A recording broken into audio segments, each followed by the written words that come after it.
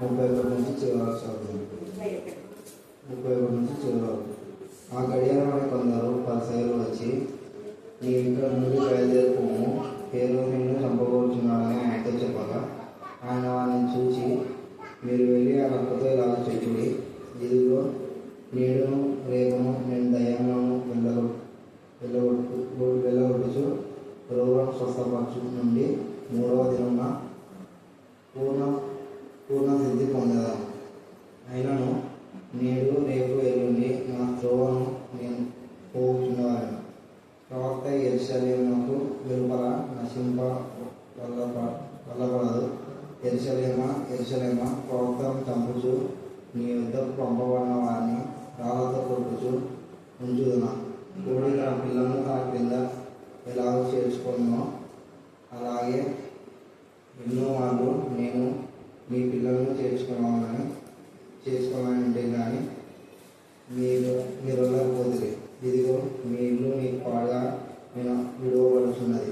ప్రభువు పేరట వచ్చేవాడు స్తుతింపబడును కాకని మీరు చెప్పు వరకు మీరు నన్ను చూడాలని మీతో చెప్తున్నాను. Thank you, Jesus. Thank you, Jesus. Thank you, Jesus. Thank you, Father. Thank you, Father. Thank you, Father. Thank you, Father. Praise the Lord. Praise the Lord. Praise the Lord. Stotram. In the name of Jesus, we have the victory. In the name of Jesus, we have the victory. In the mighty name of Jesus, we have the victory. We thank the Lord. We praise the Lord. We worship the Lord God Almighty Lord. We adore the Lord God Almighty Lord. Thank you for the Holy Praise Master. Holy Lord God Almighty, which was and is to come. భూత వర్తమాన భవిష్యత్ కాలంలో ఉన్న సర్వాధికారియు దేవుడు నిత్యుడకు ప్రభు పరిశుద్ధుడు పరిశుద్ధుడు పరిశుద్ధుడు పరిశుద్ధుడు పరిశుద్ధుడు పరిశుద్ధుడు అనే శరాపులతో స్తుతించబడుతున్న దేవా, స్తుతి చేయడం మీకు శోభస్కరమైన విధానం బట్టి మేము స్తుతిస్తున్నాం, మహిపరుస్తున్నాం, ఘనపరుస్తున్నాం, ఆరాధిస్తున్నాం. ఆరాధనకు పాత్ర నమ్మదగిన దేవుడు, చాలునంత దేవుడు, వాగ్దానంలో ఎన్ని అయినను అన్ని ఉన్నవన్నట్టుగా ఉన్న విధానం బట్టి మీకు వందనాలు స్తోత్రం చెల్లిస్తున్నాం తండ్రి. పూర్ణ హృదయంతో, పూర్ణాత్మతో, పూర్ణ బలంతో, పూర్ణ శక్తితో, పూర్ణ వివేకంతో, శక్తి లోపం లేకుండా నేను ఆరాధించడానికి, స్తుతించడానికి, మహిమపరచడానికి, ఘనపరచడానికి, కొనియాడడానికి దేవా మీ యొక్క ఆత్మ నడిపింపు, ఆత్మ సహాయం, ఆత్మ కృపయింపు దాల్చుగాక. ఆత్మ యొక్క మనసెరిగి ఆత్మానుసారంగా ప్రార్థించడానికి మాకు నేర్పించుగాక. మాకంటే ముందుగా మీరే విజ్ఞాపన చేయ ఆత్మగా ఉండి నా పక్షంగా విజ్ఞాపన చేస్తూ యాసిస్తూ నా ప్రభు నా తండ్రి దేవా ప్రార్థిస్తున్న విధానం బట్టి మేము స్తుతిస్తున్నాం. స్తుతులలో మాకు మా ప్రభా సహకరిస్తున్న విధానం బట్టి మేము స్తుతిస్తున్నాం. మీరు మాకు బోధులుగా ఉన్నారు, మేము స్తుతిస్తున్నాం. ప్రతి దినం విడిబుద్ధి కలుగ చేస్తున్న దేవా మీకే వర్ణాలు స్తోత్రం చెల్లిస్తున్నాం. ఆశగల ప్రాణాలు తృప్తిపరుస్తున్న దేవా స్తోత్రం. దేవా ప్రతిదినం క్రమంగా మర్యాదగా నీ చిత్తానుసరంగా నీ నామం ఘనతనిమిత్తమే కరుణాపీఠంలో జరిగిస్తున్న ఆరాధన కార్యక్రమాలు అన్నిటికీ ఎంతగానో వర్ణాలు స్తోత్రం చెల్లిస్తున్నాం దేవా. మరి ముఖ్యంగా నా ప్రభు అనేక గృహాల్లో గృహ కూడికలు ఏర్పాటు చేస్తుండగా అక్కడ మీకు మహిమకరంగా వాడుకున్నారు. అదే సమయంలో నిన్నటి దినాన అఖిల్ నా ప్రభా నీకు మహిమకరంగా వాడుకున్న విధానం బట్టి మేము స్తుతిస్తున్నాం. ఎవరి బిడ్డలు తమ ఎవరిని చూడటానికి మీకు సమర్పించే రోషం గల దేవుని బిడ్డలుగా వాక్య ధ్యానంలో ప్రార్థన జీవితంలో ఎదిగే కృపను మీరు ఇచ్చినందుకు మీకు వందనాలు స్తోత్రం చెల్లిస్తున్నాం. చిన్న బిడ్డలు చెప్పిన లేఖన భాగం బట్టి వారు ఆసక్తితో దైవ యాక్టివ్ గా వాక్యమును అంతటి దేవ నేర్చుకోవడానికి దేవ మీకు మహిమకరమైన విధానంలో వారిని ప్రేరేపితం చేస్తున్నందుకు మీకు వందనాలు స్తోత్రం చెల్లిస్తున్నాం. ఇలా చిన్న వయసులో ఒక్కొక్కరు మా తల్లి వాక్యం చెప్పడం ద్వారా భవిష్యత్తులో వారు ఒక్కరుగా నా తల్లి పాడి ప్రార్థించి వాక్యం చెప్పగలరు ప్రభా. మీరు అలాంటి తర్బీతిస్తున్నందుకు మేము స్తుతిస్తున్నాం. బిడ్డలకు మీ ఇస్తున్న ధైర్యాన్ని బట్టి నీకు వందనాలు స్తోత్రం చెల్లిస్తున్నాం. దేవా చురుగ్గా ఉండే భాగ్యంలో బిడ్డలకు మీరు దయచేస్తున్నందుకు మేము స్తుతిస్తున్నాం. మరి మద్దతు దేవా సరిగా చదువు రాకపోయినప్పటికీ రోజు మరి దేవా కంటదు వాక్యాలు అధ్యాయాలు నేర్చుకుని చెప్పగలుగుతున్నందుకు మేము స్తుతిస్తున్నాం. ఎంతమంది ఎంత ఎక్కువగా వాక్యం నేర్చుకుని వాక్యానుసారంగా జీవిస్తారో కాలంలో 3వ సంవత్సరంలో విడవకుండా గమనించండి, దావీదు కాలంలో 3 సంవత్సరంలో విడవక కలుగు కలుగగా దావీదు యెహోవాతో మనవి చేశాను. అందుకు యెహోవా ఇలాగున సెలవిచ్చాను. సౌలు గిబియోనీయులను హతం చేసెను. సౌలు అండర్లైన్ చేసుకొని, సౌలు గిబియోనీయులను హతము చేశాను కనుక అతని బట్టి నరహంతకులకు అతని ఇంటి వారిని బట్టి శిక్షగా ఈ కరువు కలిగెను. శిక్షగా ఈ కరువు కలిగిందంట. నరహంతకులు. ఈ రోజు మన ధ్యాన అంశం ఏంటంటే నరహంతకుల వాళ్ళ కుమారులకు మనమలకు శిక్ష. ఎవరు చెప్పండి? మరి ఇక్కడ నరహంతకులకు వారి కుమారులకు కుమార్తెల కుమారులకు శిక్ష. ఈ రాత్రి కాల సమయంలో మనం నేర్చుకోవలసినటువంటి ఈ సత్యమును నిజంగా ఎంత తేజగా తండ్రి అయిన దేవుడు అక్కడ నరహంతకులు అని దేవుడు చెప్తున్నాడు. ఇక్కడ మనుషులు చెప్పడం లేదు. నేను నరహంతకుడు అని దేవుడే చెప్పాడు అంటే నీ బ్రతుకు ఎంత అధ్వానమో అంత అధ్వానం. వాక్యం వింటున్న మన జీవితంలో ఒకవేళ అలాగ ఉన్నామేమో చూసుకోవాలా. అయితే నరహంతకులు అయిన వాళ్ళతోనే పాపం పోవడం లేదు. ఇక్కడ సౌలు కుటుంబీకుల్లో నరహంతకులు అని దేవుడు లేఖన భాగంలో జీవ గ్రంథంలో రాసి ఉంచాడు. ఒకప్పుడు సౌలు యొక్క పేరు జీవ గ్రంథంలో ఉంది. కానీ 69లో దావీదు ప్రార్థన చేస్తాడు, దేవా జీవ గ్రంథం నుంచి వారి పేరు ఏం చేయమంటాడు? తుడిపేటలో. అందుకే తుడిపేశాడు దేవుడు. జీవ గ్రంథంలో కింగ్ సౌలు యొక్క పేరు తుడిపేసి నరహంతకుల యొక్క ఆ జాబితాలో నరహంతకులుగా చేర్చమన్నాడు. దేవుడు ఇచ్చిన జీవాన్ని, ముఖ్యంగా నిర్దోషుడు ఎవరిని చంపినా వాడు నరహంతకుడు. ఆ తర్వాత గిబియోనీయులు కూడా సౌలు యొక్క 7 మంది కుమారులు, అంటే 2 కుమారులను 5 మంది మనమలు కుమార్తె పిల్లలు. చూడండి, తాత చేసిన పాపము కుమార్తె కొడుకులకు వచ్చింది. ఎంత బాధాకరమైన విషయం. వాక్యంలో తేజగా దేవుడు చెప్పాడు ముందే, మీరు నరహత్య చేస్తే మీరు చేసిన పాపము మీ తదనంతరం 4 తరాల వరకు నేను కొలిచి పోస్తాను అన్నాడు. అలాగనే పోశాడు. ఇక్కడ మనం చూస్తే కుమార్తె కూడా వచ్చింది. ఇక్కడ కుమార్తె యొక్క కొడుకులు చంపబన్నారు, తన 2 కుమారులు చంపబన్నారు. ఆ తర్వాత తన వాళ్ళు 4 తరాల వరకు చంపబడుతూనే ఉన్నారు. కేవలం మెఫీబోషెత్ మాత్రమే రక్షణ పొందాడు. ఇక్కడ మనం గమనించాలి, దేవుడు మెఫీబోషెతును కాపాడడానికి కారణం ఏంటంటే మెఫీబోషెత్ యొక్క తండ్రి యోనాతాను దేవుడి యందు భయభక్తి కలవాడు. దేవుడి యందు భయభక్తి కలవాడు కాబట్టి అతని కుమారుడు మాత్రమే క్షేమ స్థితిలో ఉన్నాడు. దేవుడు కాపాడుతున్నాడు. దేవుడి యందు భయభక్తి గల పిల్లలను, వాళ్ళ పిల్లలను దేవుడే కాపాడుతారు 1000 తరాల వరకు. హల్లెలూయా. దావీదునకు ఒక దీపం ఉండక మానదని 1000 తరాల తర్వాత యేసు ప్రభుల వారిని నిరంతర రాజుగా, నిరంతర యాజకుడిగా దేవుడు ఏర్పాటు చేసుకున్నాడు. దావీదు చిగురు ఎంత గొప్ప కృప. 3 వాళ్ళ యెస్సై యొక్క మొగ్గు నుంచి చిగురు పుట్టేది. పరిశుద్ధమైన చిగురది. అంటే స్వాభావికమైన కొమ్మలన్నీ దేవుడు కట్టేశాడు. గర్వించిన కొమ్మలు, అహంకారమైన కొమ్మలు, నరహంతకులు అందరినీ కట్టేసి పడేశాడు దేవుడు. ఇక్కడ గిబియోనీయులు సౌలు యొక్క 2 కుమారులను, వాళ్ళ యొక్క మనమను నిర్దాక్షిణ్యంగా ఉరి తీసి చంపేస్తే గిబియోనీయులు నరహంతకులను రాయబడ. Thank God. హల్లెలూయా. కారణం ఏంటంటే వారి పాప శిక్ష ఇలాగా దేవుడు తీర్చాడు. కంటికి కన్ను, పండికి పన్ను. నువ్వు ఏ కొలత కొలుస్తావో అదే కొలత నీ ఒడిలో కొలిచిపోస్తాడు దేవుడు. గిబియోనీలో కొంతమందిని మాత్రమే సౌలు చంపాడు. కారణం ఏంటంటే గిబియోనీలు మేలు చేశారు. వాళ్ళకు గిబియోనీలు మేలు చేశారు కానీ కీడు చేయలేదు. మేలు చేసిన గిబియోనీలకు వాళ్ళకు ఒప్పందం చేసుకున్నారు. మేము మీకు మేలు చేస్తాం కదా, మరి మమ్మల్ని ఎప్పుడు చంపకుండా వదిలేస్తారా అంటే ఖచ్చితంగా వదిలేస్తామన్నారు. అలాగా వాళ్ళు ఒప్పందం చేసుకొని ఆ ఒప్పందాన్ని వాళ్ళు ఏం చేస్తారంటే విడమర్చి ఈ సౌలు నిర్దాక్షిణ్యంగా కృతజ్ఞత లేని వాడై విశ్వాస విశ్వాసఘాతకుడై దావీదు పట్ల విశ్వాసఘాతకం చూపించాడు, గిబియోనుల పట్ల విశ్వాసఘాతకం చూపించాడు. అందుకే దేవుడు వారి కుమార్తె కాకుండా కుమార్తె పిల్లలను కూడా చంపించాడు.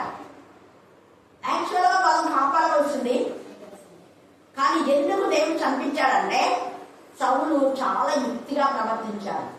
మొదటి కుమార్తె నేరమును దావీదుకి ఇస్తానని ప్రామిస్ చేసి వేరే వాళ్ళకి ఇస్తాడు. అందుకని మోసగించాడు. తర్వాత మీకాలు ఇస్తాడు. మళ్ళీ ఇంకొకటి పోయి బిడ్డలు రేపు పలావాళ్ళతో అప్పుడు నా చిన్న బిడ్డలు ఇస్తాను అన్నాడు. ఆమె అంటే చాలా ఇష్టము అని, ఈమె కూడా ఇష్టమే.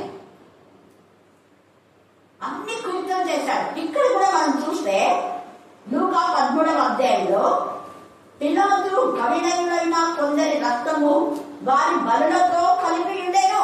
ఎంత నీచమైనటువంటి క్యారెక్టర్ పిలాతుదే. పిలాతు యొక్క భార్య యూద మతానికి చెంది యూదుల గురించి బాగా తెలుసుకున్నటువంటి ధర్మశాస్త్రం తెలిసి కూడా తన భర్తను సరైన క్రమంలో పెట్టలేకపోయింది. కానీ తర్వాత ఒక మంచి భార్యగా పశ్చాత్తాపడి యేసు ప్రభుని ఇలాగ చంపేస్తాడేమో అని ముందే వర్తమానం పంపించింది వాళ్ళ ఆయనకు. ఒక నర్మంతకుడివి నిర్దాక్షిణ్యంగా అప్పుడు నీ బలులతో కలిపి చంపారు. ఒకవేళ వాళ్ళు మేబీ దేవుని విరోధమైన పాపం చేసి ఉండొచ్చు కూడా. అయితే వారిలోనే మీరు ఇంకా పాపం చేసినారని యేసయ్య తీర్పు తెచ్చేస్తాడు. యెరూషలేములో కాపురం ఉన్న వాళ్ళారా, మేము యెరూషలేములో కాపురం ఉన్నాం, మేము దేవుని మందిరానికి పోతున్నాం, సన్నిధికి పోతున్నాం, ప్రార్థనకు పోతున్నాం, సమాజ మందిరం ఉన్నాం, మేము వాక్యం చెప్తున్నాం, ప్రార్థన చేస్తున్నాం, మేమంతా కూడా బాగా సేఫ్ లో ఉన్నాం అని అనుకుంటున్నారేమో. కానీ అలాగా ఆ బలులతో కలిపి చంపిన వారి కంటే మీకు మారు మనసు లేకుండా వాక్యం చెప్తున్నారు, మారు మనసు లేకుండా పాట పడుతున్నారు, మారు మనసు లేకుండా పశ్చాత్తాపం లేకుండా క్రమమైన పద్ధతిలో కాకుండా మీరు దేవుని మందిరంలో ఇష్టానుసారంగా చేస్తున్నారు. కాబట్టి మీరు వారి కంటే పాపం, వాళ్ళు పాపం మీరు అనుకున్నారు, వాళ్ళకంటే తేజగా దేవుడు మాట్లాడుతున్నారు. మార్పు పొందని దేవుడు కొన్ని క్రమాలు ఏర్పాటు చేశారు లేఖన భాగంలో. ఎవరు ఏ విధంగా ఉండాలని ఆ విధానంలో లేక మన వాక్యం ప్రకటించినా, ప్రార్థన చేసినా, సంఘ పరిచయం ఉన్నా దేవునికి రోషం వస్తారు. తద్వారా వారికి వారి పిల్లలకు నాశనం. ఇక్కడ వీళ్ళకి ఎందుకు కొంతమంది బలులతో కలిపారు గలిలైన వాళ్ళలో అంటే వాళ్ళు దేవునికి విరోధమైన విధానంలో దౌర్జన్యం అక్రమంలో ఉన్నారు కాబట్టి వాళ్ళకి ఆ శిక్ష వచ్చింది. ఇక్కడ నరహంతకుడు పిలాతు ఎవరెవరిని చంపారో వాళ్ళు దేవునికి విరోధమైన వారు కాబట్టి ఇక్కడ లేఖనంలో గాయపడింది. తర్వాత హేరోదు, ఈ యొక్క లూకా సువార్తలో మనకి ఇచ్చింది హేరోదు. ఈ హేరోదు కూడా ఎంత ఇదిగా యేసు ప్రభువు వారు పుట్టినప్పుడు 2 సంవత్సరాల లోపల పిల్లలను చంపమని ఆజ్ఞ జారీ చేశారు.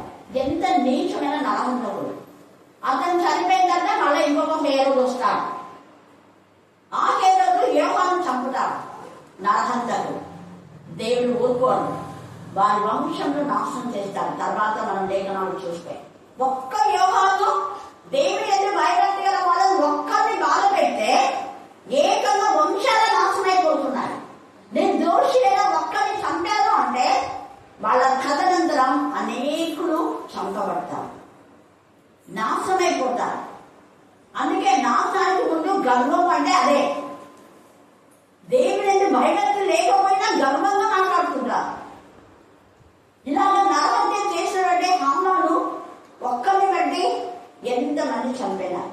కోరహు, అభిరాము, దాతాన్ని బట్టి ఎన్ని వేల మంది చనిపోయారు. 200 మంది ఆన్ ద స్పాట్ లో చనిపోయారు.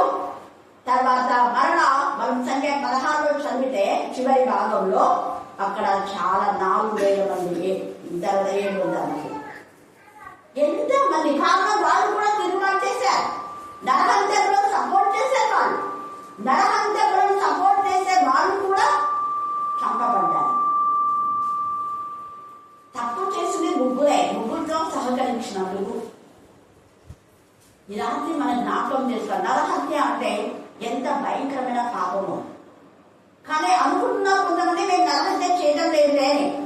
రకరకాలుగా ఉన్నాయి నరహత్యలు. అప్పుడు రాజు కావాలని నేనే రాజునని 2 సంవత్సరాల లోపల అనేక మంది భయంకరంగా గర్భిణీ స్త్రీల పుట్టలు కూడా చీల్చి చంపారు. వారి బ్రతుకులు నాశనం అయిపోయాయి. అలాగే ప్రజెంట్ పరిస్థితుల్లో చాలా మంది అక్రమమైన సంబంధాలలో ఉండి వాళ్ళ గర్భంలో ఉన్న శిశువును చంపేస్తున్నారు. అలా చంపేయడానికి సహకరించిన తల్లిదండ్రులు కానివ్వండి, సహకరించిన వ్యక్తులు కానివ్వండి, డాక్టర్, నర్సు ఏకంగా దేవుని ఉగ్రతకు గురైపోతారు. ఎలాగో గురి అవుతారంటే వాళ్ళ తదనంతా వాళ్ళ పిల్లలు చంపేస్తారు. పేరు చెప్పాల్సిన లేదు, మీకే తెలుసు. ఏ డాక్టర్ అయినా, ఏ నర్స్ అయినా ఇలా చేశారంటే వాళ్ళ ఇంట్లో చాలా మంది చంపబడి ఉంటారు. ఒకవేళ బ్రతికినా వాళ్ళ బ్రతుకులు చచ్చిన శవాలే 100% నరహంతకులుగా నరకంలోకి వెళ్తారు.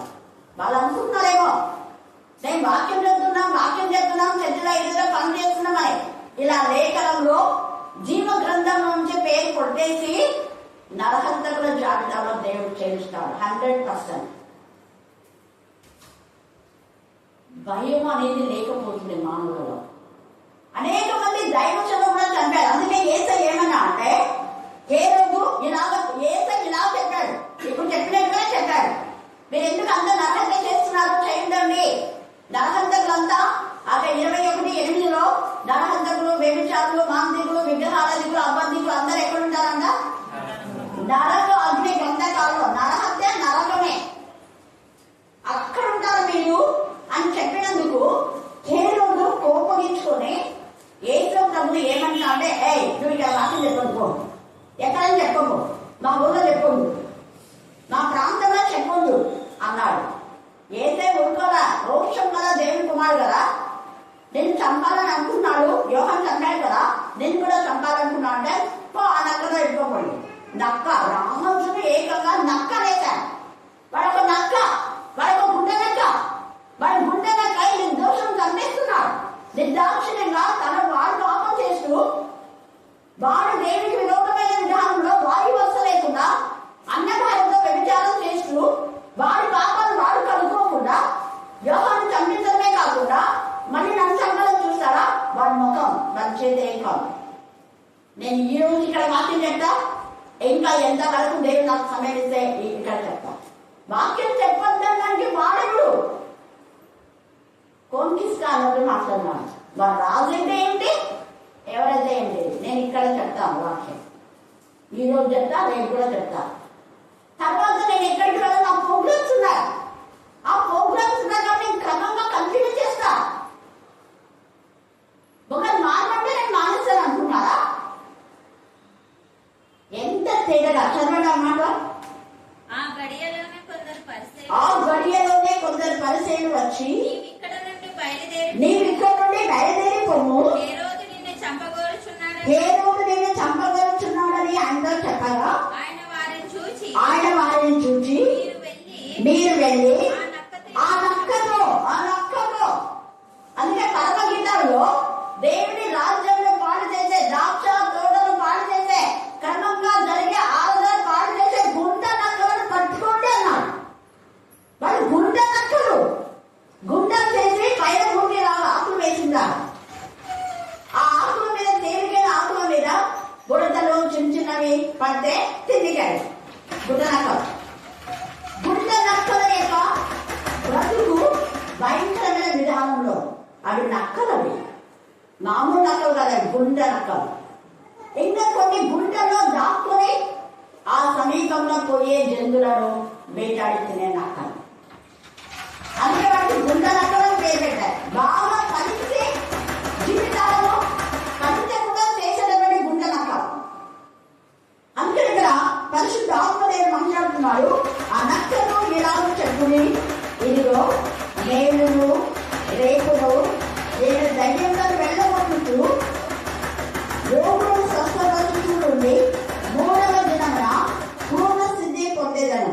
అయినను నేడు రేపు ఎల్లుండి నా త్రోవను నేను పోగొట్టుకుంటే నా యొక్క కార్యక్రమం నేను కంటిన్యూ చేస్తా. ఇంటి సరి చేసుకోండి. ఎంత ధైర్యంగా, ఎంత ధైర్యంగా పరిశుద్ధాత్మదేవుడు మాట్లాడుతున్నాడు. తర్వాత అంటున్నాడు, చదవండి.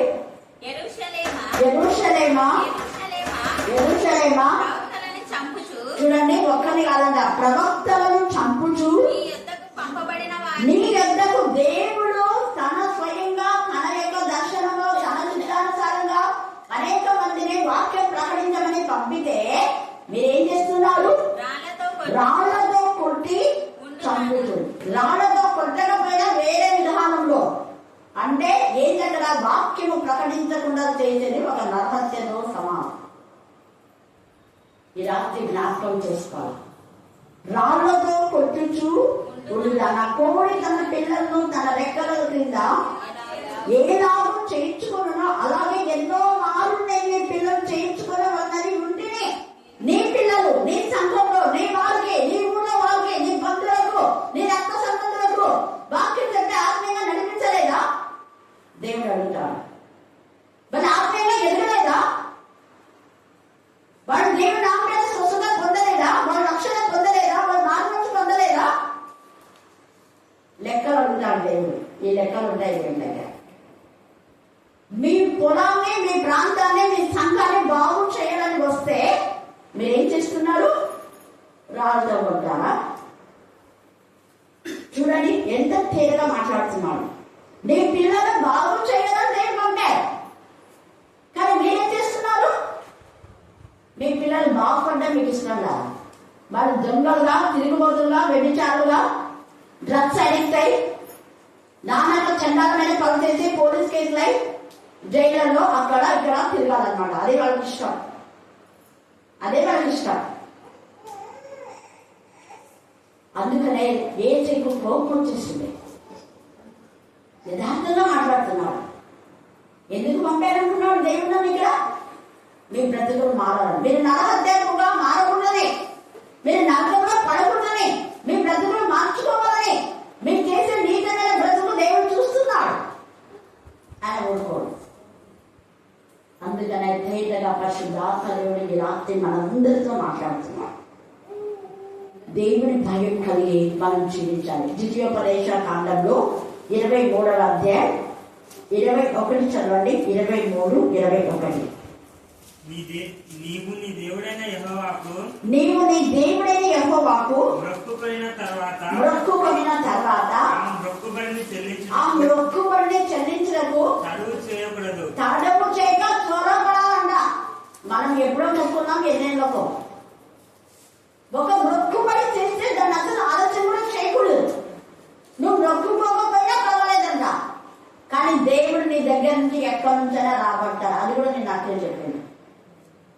నువ్వు చేసుకున్న మొక్కుబడి ప్రకారం నువ్వు ప్రార్థన రెగ్యులర్ గా వస్తానని ఒక ఒప్పందం చేశావు అనుకో, బాగలేనప్పుడు ఇక్కడి నుంచి వస్తానక ప్రతి శుక్రవారం లేదా ప్రతి సోమవారం, ప్రతి ఆదివారం, ఇంకా ఏదో ఒకటి చెప్పించావు. అప్పుడు ఎప్పుడు బాగలేనప్పుడు. బాగైన తర్వాత రాకపోతే ఆ ఒక్క రోజుకు నువ్వు వారం రోజులు పడతావు.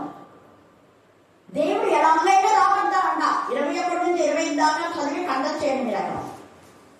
నువ్వు ఎంత అమౌంట్ మొక్కుకున్నావో అది కాకుండా దశకాలు కూడా ఉండే కదా కింద. దేవుడికి ఇవ్వాల్సింది ఇవ్వకపోతే ఎక్కడి నుంచో నీకు అది నష్టం అయిపోతుంది. రోగం వచ్చో, నష్టం వచ్చో, ఏదో ఒక విధానం ఉంటుంది. దేవుడికి ఇవ్వాల్సిన సమయం ఇవ్వకపోతే దాని ద్వారా నీకు బాధ వస్తుంది. దేవుడికి ఇవ్వాల్సినటువంటి దర్శన భాగం ఇవ్వకపోతే అది ఎక్కడి నుంచో ఎగరగొట్టడం నష్టం. అలాగనే నీ పిల్లల్లో జ్యేష్ఠత్వాన్ని కూడా దేవుడికి సమర్పించాలి. సమర్పించకపోతే నీ పిల్లల్లో ఎవరో ఒకరికి ఏదో ఒకటి నష్టం కలుగుతూనే ఉంటుంది. జ్యేష్ఠత్వం దేవుని యొక్క హక్కు, ప్రథమ ఫలం దేవుని యొక్క హక్కు. అది విధవరాళ్లకు, తల్లిదండ్రులు లేని వాళ్ళకి ఇవ్వాలని. అదే ద్వితీయోపదేశ కాని తర్వాత మీరు చదువుకోండి 26, 12, 13 కూడా. అది తల్లిదండ్రులు లేని వారికి, విధవరాళ్లకు, లేనీలకు ఇవ్వాలి. ఇవ్వకపోతే కూడా దేవుడు అక్కడ లెక్క అడుగుతాడు. తర్వాత మీరు ఇంటికి వెళ్ళిన తర్వాత బాగా తేటగా చదువుకోండి. ఇది కూడా మనం చూస్తే సంఖ్యాకాండం 23:8 చదవండి. 23:8 సంఖ్య 23:8. ఏమని శపింపగలను? దేవుడు శపింపలేదే. దేవుడు శపించకపోతే శాపాలే రావు. అందుకే అన్నాడు ఏమని శపించాలని. దేవుడు శపించలేదే, కానీ దేవుడు బాలకును శపించాడు. లోతుకు శాపం వచ్చింది. కారణం శపితమైన వాళ్ళలోనే శాపం వస్తుంది. అంతే సింపుల్. ఆశీర్వాదం గల వారి దగ్గర ఉంటే నీకు ఆశీర్వాదాలు వస్తాయి. బాగా తుమ్ములు వచ్చి దగ్గు వచ్చేవాళ్ళ పక్కన ఉంటే ఇన్ఫెక్షన్, కరోనా అంటే ఇన్ఫెక్షన్, ఇవన్నీ ఇన్ఫెక్షనే. ఆశీర్వాదపు వారితో పరిశుద్ధుల సహవాసంలో, లోక సహవాసంలో ఉంటే లోకం నాశనమైనట్టుగా నువ్వు కూడా నాశనమైపోతావు. యోహాను సువార్త 17లో అది బాగా చదవండి 10 సార్లు అర్థమవుతుంది. నేను లోకం కోసం ప్రార్థన చేయడం లేదు దేవా, నువ్వు నాకు ఇచ్చిన వారి కోసమే నేను ప్రార్థన చేస్తున్నా, పరిశుద్ధుల కోసం పూర్ణ పట్టుదలతో ప్రార్థన చేయండి అని పత్రికల్లో పౌలు రాస్తా. పరిశుద్ధుల కొలగైన చంద ఎవరికంటే ఏమేం కాదు, పరిశుద్ధుల కొలగైనటువంటి చంద తేజలో అక్కడ రాయబడింది. పరిశుద్ధుల సహవాసం, పరిశుద్ధులకు మీరు సహకరించాలి. విధవరాలకు, నిజంగా విధవరాలైన వాళ్లకు సహాయం చేయాలి, నిజంగా తల్లిదండ్రులు లేని వారికి సహాయం చేయాలి. ఎవరి పడితే వాళ్ళ కాదు. తేజగా అక్కడ రాయబడింది వాక్యం. మీరు సంఖ్య కాదు. తర్వాత అంటాడు 20 నుంచి 21 దాకా యాకోబులో మంత్రం లేదు అంటాడు. యాకోబులో ఏ మంత్రం లేదు, శకనం లేదు. ఎందుకో మీరు ఇట్లా ఆశీర్వదించబడుతున్నారంటే వాళ్ళలో మంత్రం లేదు, శకనం లేదు. వాడు దేవుని చేత ఆశీర్వదించబడిన వాడు. దేవుని చేత ఆశీర్వదించబడిన వాళ్ళకు శాపాలు రావు. గుర్తుపెట్టుకోండి. అతను శపించేదే దేవుడు, మనుషులు కాదు. దేవుడు శపిస్తేనే శాపాలు, దేవుడు దీవిస్తేనే దీవెన. అందుకని ఇక్కడ దేవుడు శపించలేదే, నేనేం శపిస్తాను? దేవుడు దీవించినాడు, వాళ్ళకు పూర్తిగా దీవించినాడు అన్నాడు. దేవుని దీవెనలు ఉన్న వాళ్ళకు శాపాలు తగలవు. దేవుని దీవెనలో ఉన్న వాళ్ళకు చేతి వల్ల ఏం కావు, మాంత్రిక శక్తులు ఏం కాదు. మన మధ్యనే పోలికలు. మాంత్రికుడు మారాడు. భయంకరమైన మాంత్రికులతో ఉన్న వ్యక్తి మారి మాంత్రికులమే మరి వాక్యం చెప్తున్నాడు. మంత్ర శక్తులు ఏం పనిచేయవు, తంత్ర శక్తులు పనిచేయవు, చేతి బడి పనిచేయవు. రత్న భయంకరమైన దురాత్మ. అలాగనే ఐశ్వర్య వాళ్ళ మమ్మీ ఎంతమంది దురాత్మ నుంచి విడుదల పొందడానికి కారణం దేవుడి యొక్క కనికరం. వాళ్ళ ఆ దురాత్మలో ఏం చేయలేదు, కొంత మాదకలు చేస్తాయి అంతే. యోగుని శోధించాయి కొంతవరకే, ఎప్పుడు కాదు. 18 సంవత్సరాలుగా అబ్రహాం కుమార్తె ఆమె బలహీనత వచ్చాయి. నిన్ను కూడా కొన్ని విషయాల బలహీనత కావచ్చు, కానీ దేవుడు నీకు విడుదల ఇస్తాడు. ఆమె కోరలేదు, కానీ యేసయ్యనే ఆమెను చూచి అమ్మా నీ బలహీనత నుంచి స్వస్థత పొంది ఉన్నావు అన్నాడు. అనేక దురాత్మల ద్వారా రోగాలు వస్తాయి, దురాత్మల ద్వారా అనేకమైనటువంటి శోధనలు వస్తాయి. వాటి నుంచి విడిపించేది దేవుని యొక్క వాక్యమే, వాక్శక్తి. వాక్యము వాక్శక్తిగా మార్చి మనతో పనిచేసినప్పుడు మన జీవితం సంతోషం, సమృద్ధిలోకి. ఇందాక రోజుని ప్రే చేసింది, రెగ్యులర్గా వస్తుంది వాక్యం, ఎక్కువగా చదువుతుంది. అనుకున్న 5 లక్షల అప్పు పోయింది. అలాగే మేరీ టీచర్ రెగ్యులర్గా రావడం, అనుకున్న అప్పు పోయింది. పోగొట్టడానికి కారణం ఆమెకున్నదంతా అమ్మేసి ఇచ్చింది. అదే అక్కడ నూనె కుండలో ఆమె అమ్మేసి తీర్చింది. మనం అమ్మేటదా అప్పు తీసుకొని కొనుక్కొని ఇవ్వకుండా ఎగ్గొడుతున్నాం. వేరే వాళ్ళకి తీసుకొని సొమ్ము చేసుకుంటున్నామేమో. అక్రమకారులకు దేవుడు క్షమించండి. ఇక్కడ పైన ఉంది, అక్రమం చేయవల్లారా మీరు నా ఇద్దరి నుంచి తొలగిపోండి అంటాడు. అనేది ప్రభావం మేము వీధులలో సమాజ మందిరంలో అక్కడ ఇక్కడంతా బాగా బోధ విన్నాం కదా, రెగ్యులర్ గా విన్నాం కదా. మీరెవరో నాకు తెలియదు. 27 అప్పుడు ఆయన మీరు ఎక్కడి వారు, మిమ్మల్ని ఎరగనని మీతో చెప్పుచున్నాను, అక్రమం చేయి మీరందరూ నా ఇద్దరు నుండి తొలగిపోండని చెప్పును. కానీ అక్కడ ఎవరు ఉంటారు దేవుని రాజ్యంలో? అబ్రహాము, ఇస్సాకు, యాకోబులు. అంటే వీళ్ళు విశ్వాసములకు పాత్రులు. విశ్వాసులకు తండ్రి అబ్రహాం. ఆశీర్వాదులే కారుడు. నువ్వు ఎవరిని ఆశీర్వదిస్తే వాళ్ళకి ఆశీర్వాదం. ఎవరు చెప్పించిన వాళ్ళు చెప్పనే దేవుడే చెప్పేశారు. మీరు ఎవరి పాపములను క్షమిస్తారో వారి పాపములు క్షమిస్తారన్నాడు దేవుడే. మీరు ఎవరి పాపములు క్షమించారో వారి పాపం నేను కూడా క్షమించాలన్నాడు దేవుడు చెప్పేశాడు. దేవుడు ఒకటేసారి చెప్పేశాడు, మీరు ఎవరి పాపములు క్షమిస్తారో నేను కూడా క్షమిస్తాను. మీరు ఎవరి పాపం నిలిచివేస్తారో వారి పాపం నేను కూడా నిలిచేలా చేస్తాను. భూమి మీద దేని విప్పుతారో నేను కూడా విప్పుతాను. పరలోకములో దేని విడుదల చేస్తారో నేను విడుదల చేస్తాను. నేను దేవుడు యేసయ్య, తండ్రి అయిన దేవుడు. తన బిడ్డలతో ఏకీభవిస్తాడు. కారణం ఆయన పంపాడు కాబట్టి. మనుషుల చేత పంపబడలేదు వాడు, ఆయన పంపాడు కాబట్టి అది ఆయన కార్యం, అది ఆయనకు గంత, అది ఆయనకు మహిమ. అందుకనే ఇక్కడ కూడా మాట్లాడుతున్నాడు, అబ్రహాము, ఇస్సాకు, యాకోబులను సకల ప్రవక్తలను, అంటే నిజంగా దేవుని చేత పంపబడి ఏర్పరచబడి ప్రత్యేకించబడిన వాళ్ళు.